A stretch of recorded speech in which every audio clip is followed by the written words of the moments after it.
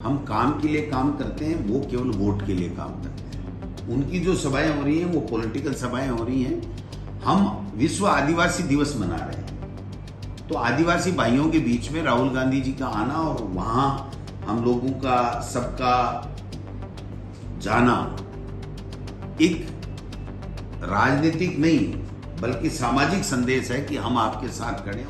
2023 को विश्व आदिवासी दिवस है, जिसके ऊपर प्रदेश कांग्रेस कमेटी की तरफ से आदिवासी दिवस मनाया जा रहा है और आदिवासियों के बीच में हम एक बड़ी सभा करने वाले हैं। तो हमारे नेता राहुल गांधी जी को हमने आमंत्रित किया था कि वो पधारे, क्योंकि आदिवासियों का, कांग्रेस का और राहुल जी का, सोनिया जी का बहुत विशेष गहरा संबंध रहा है। तो मुझे बताते हुए खुशी है कि मुझे मेरे प्रभारी जी रंधावा साहब का अभी फोन आया है कि उन्होंने 9 तारीख के लिए मन बना लिया है। वो शायद उनकी स्वीकृति उनको मिल गई है कि राहुल गांधी जी आ सकते हैं। तो मैं ये कहना चाहता हूं कि आदिवासी भाइयों के बीच में 9 तारीख को एक बड़ी सभा करने जा रहे हैं मानगढ़ में, जहां वो मानगढ़ धाम पे जो है। और ये जो प्रधानमंत्री जी की 5-6 रैलियां हुई हैं, उसमें जितने लोग कुल मिलाकर के आए हैं, हमारा टारगेट है कि उतनी सभा से हम लोग वहां से विश्व आदिवासी दिवस मनाएंगे। और मानगढ़ स्मारक जो राष्ट्रीय स्मारक के रूप में घोषित करने की बरसों से मांग चली जा रही थी, देश के प्रधानमंत्री जी ने उसके ऊपर एक शब्द नहीं बोला।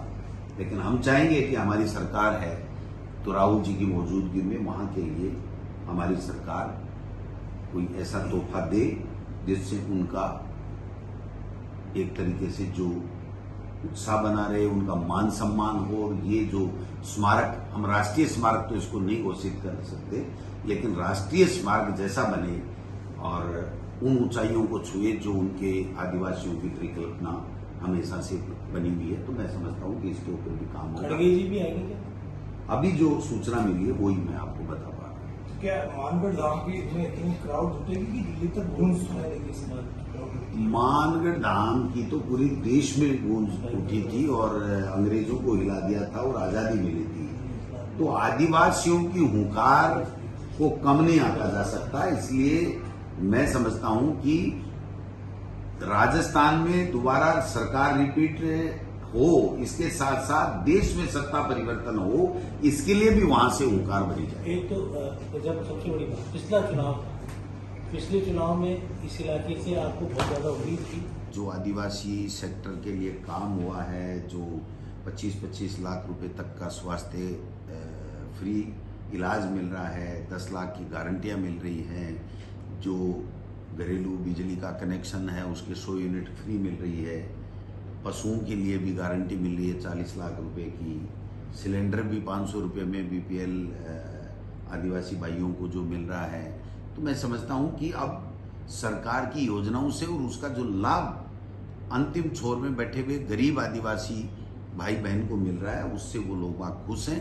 और ये चौंकाने वाले परिणाम होंगे कि वहां से कांग्रेस बहुत ही भारी सीटें लेकर के आएगी और राजस्थान में दोबारा 2023 में हम सरकार बनाएंगे। हम काम के लिए काम करते हैं, वो केवल वोट के लिए काम करते हैं। उनकी जो सभाएं हो रही हैं वो पॉलिटिकल सभाएं हो रही हैं।